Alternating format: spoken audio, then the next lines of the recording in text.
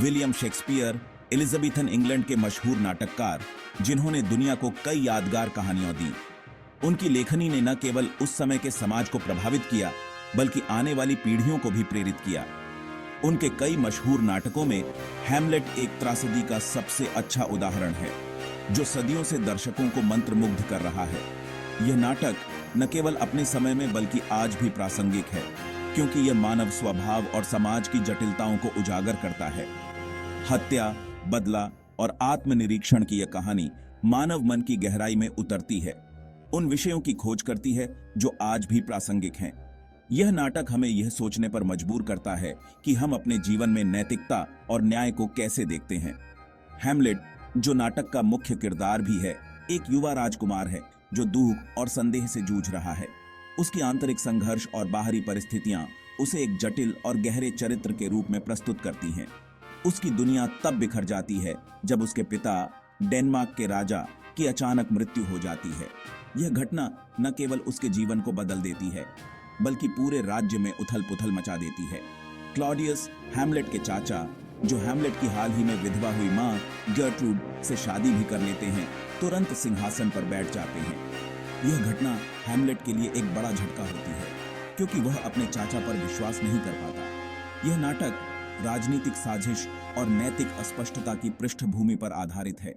इसमें दिखाया गया है कि कैसे सत्ता और लालच इंसान को बदल सकते हैं और उसे नैतिकता से दूर कर सकते हैं। हैमलेट की दुनिया उस समय और हिल जाती है जब उसके पिता का भूत प्रकट होता है। यह भूत न केवल उसे डराता है, बल्कि उसे एक भयानक सच्चाई से भी अवगत कराता है। भूत एक भयानक सच्चाई का खुलासा करता है। क्लॉडियस ने उसे सिंहासन और जर्ट्रूड को हथियाने के लिए मार डाला था। यह रहस्य उद्घाटन हैमलेट के जीवन को पूरी तरह से बदल देता है और उसे एक नई दिशा में ले जाता है। इस रहस्य उद्घाटन से प्रेतबाधित हैमलेट बदला लेने की कसम खाता है, लेकिन यह बदला लेना उसके लिए आसान नहीं होता, क्योंकि उसे अपने नैतिकता और कर्तव्य के बीच संतुलन बनाना पड़ता है। लेकिन उसका नेक स्वभाव संदेह और आत्मनिरीक्षण से ग्रस्त है, जिसके कारण उसके कार्य में देरी होती है, जो नाटक के केंद्रीय संघर्ष को हवा देती है।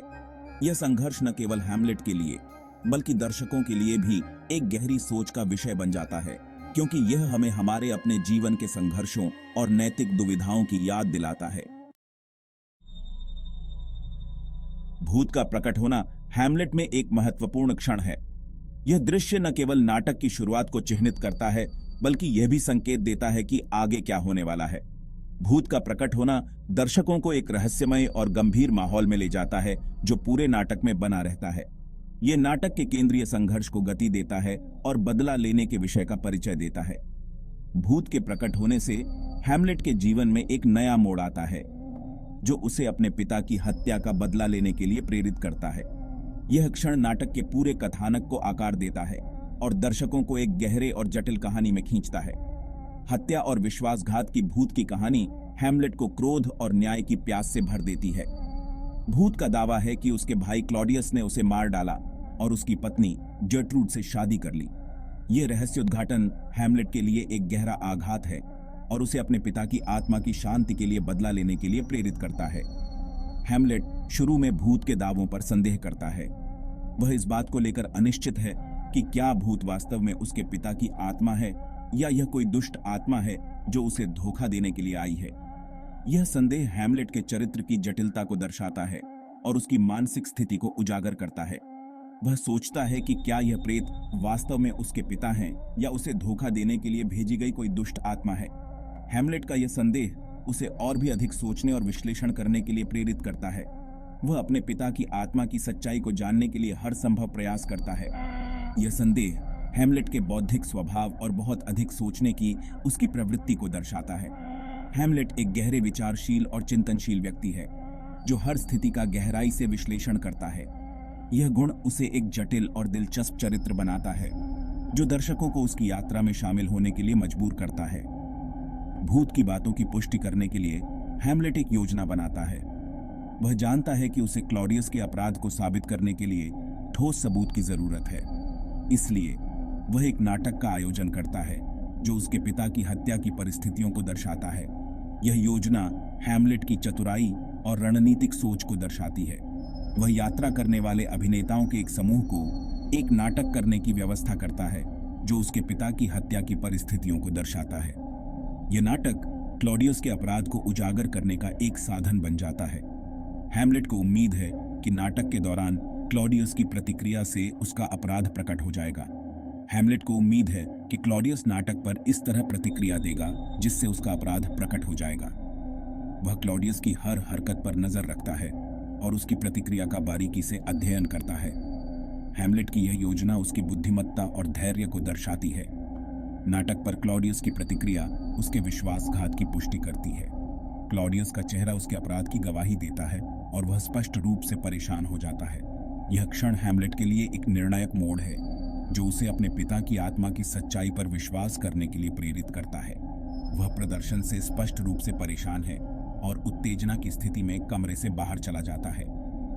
क्लॉडियस की यह प्रतिक्रिया हैमलेट के संदेह को दूर कर देती है और उसे अपने पिता की आत्मा की बातों पर विश्वास करने के लिए प्रेरित करती है।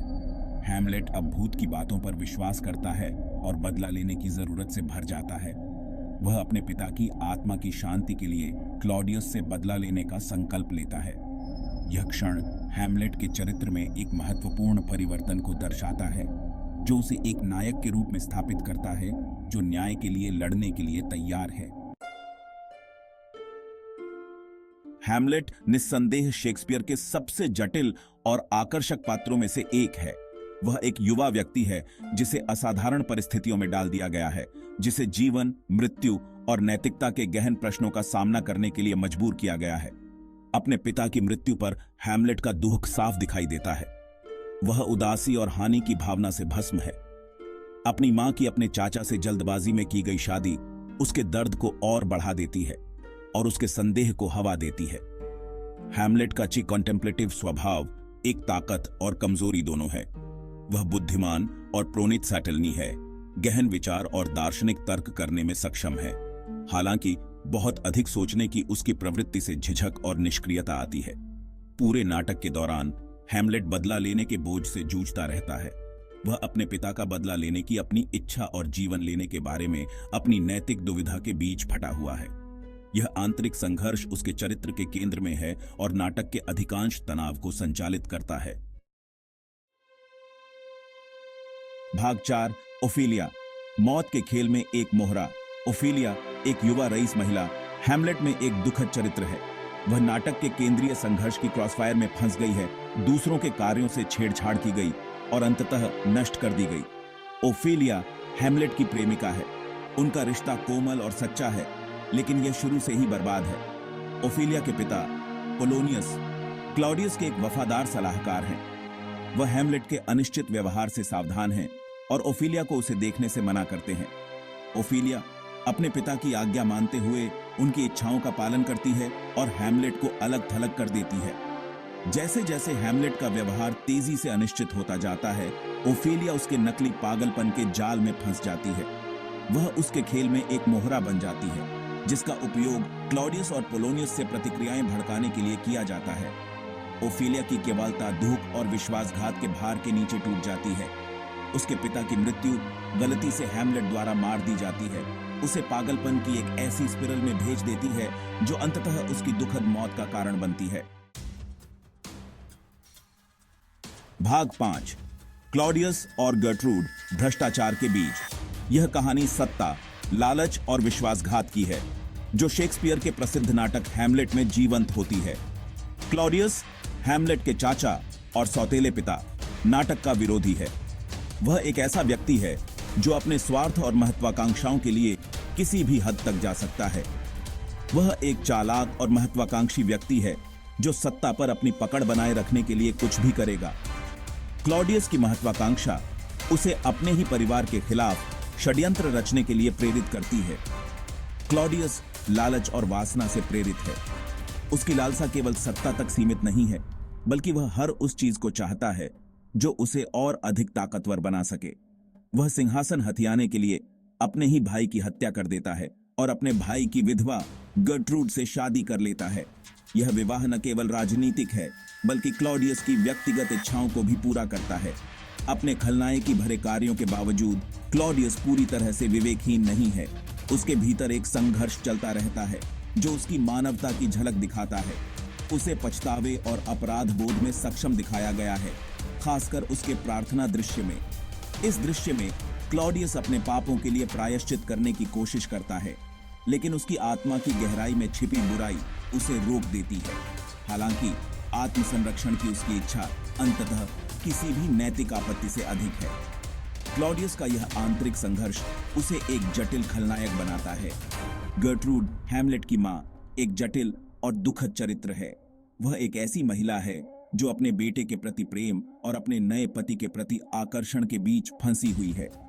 वह एक प्यारी मां है, लेकिन एक त्रुटिपूर्ण व्यक्ति भी है जो क्लॉडियस के आकर्षण और शक्ति से आसानी से प्रभावित हो जाती है। गर्ट्रूड का यह द्वंद्व उसे एक त्रासदीपूर्ण नायिका बनाता है। अपने पति की मृत्यु के बाद गर्ट्रूड की क्लॉडियस से जल्दबाजी में की गई शादी ने हैमलेट को गहराई से घायल कर दिया। हैमलेट अपनी मां के इस निर्णय को समझ नहीं पाता और इसे अपने पिता की स्मृति के साथ विश्वासघात के रूप में देखता है। वह इसे अपने पिता की स्मृति के साथ विश्वासघात के रूप में देखता है। हैमलेट के लिए यह विवाह उसकी मां की कमजोरी और क्लॉडियस की चालाकी का प्रतीक है।